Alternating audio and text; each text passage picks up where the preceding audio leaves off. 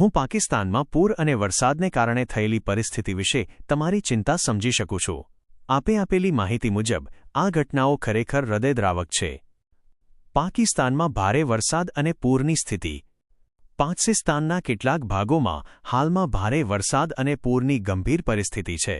આ પરિસ્થિતિને કારણે અત્યાર સુધીમાં 650મી વધુ લોકોના મૃત્યુ થયા છે અને સેંકડો લોકો ઘાયલ થયા છે.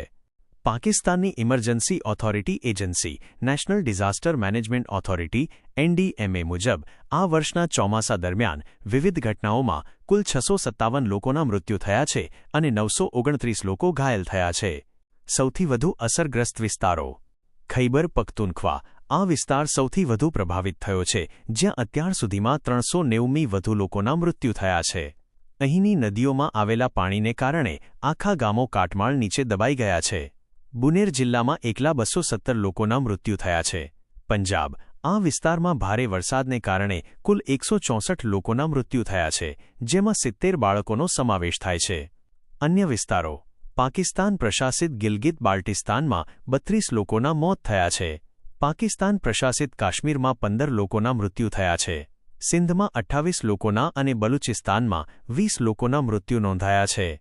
પાકિસ્તાનની રાજધાની ઇસ્લામાબાદમાં પણ 8 લોકોના મૃત્યુ થયા છે. આ ભારે વરસાદ અને પૂરને કારણે ખૈબર પખ્તુનખ્વા, પંજાબ અને બલુચિસ્તાનના વિસ્તારોમાં ભયંકર પૂર આવવાની શક્યતા છે. કેટલાક લોકોના મતે મૃત્યુઆંક 1000મી વધુ હોઈ શકે છે અને હજુ પણ ભારે વરસાદ થવાની આગાહી છે.